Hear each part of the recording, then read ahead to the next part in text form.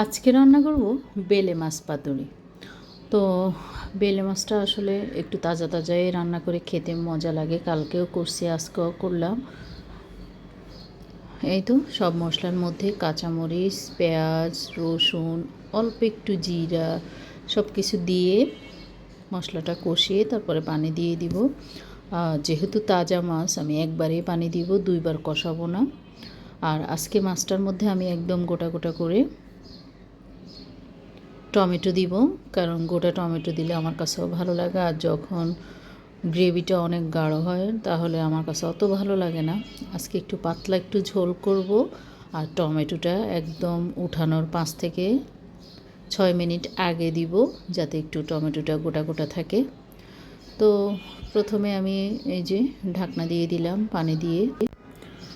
তারপরে আমি এখানে এই তো গ্যাস চলে গেছে, আবার নিয়ে আসলাম আবার ইন্ডাকশানে। তো সেই জন্য পাতিলটা চেঞ্জ করে একটা পাতিলে দিলাম। এবার টমেটোটা দিয়ে আমি 3-4 মিনিট ঢাকনা দিয়ে দিলাম। আর ধনেপাতাটাও দিয়ে দিলাম। আসলে গ্যাস থাকে না, তো তাই অনেক রকমের নাটক অভিনয় করে আমার রান্না করতে হয়। এই তো হয়ে গেছে আমার বেলে মাছ পাতুরি। একটু পাতলা করে ঝোল করে টমেটোটা যাতে একটু গোটা গোটা থাকে, সেটা অনেক ভালো লাগে আমার কাছে।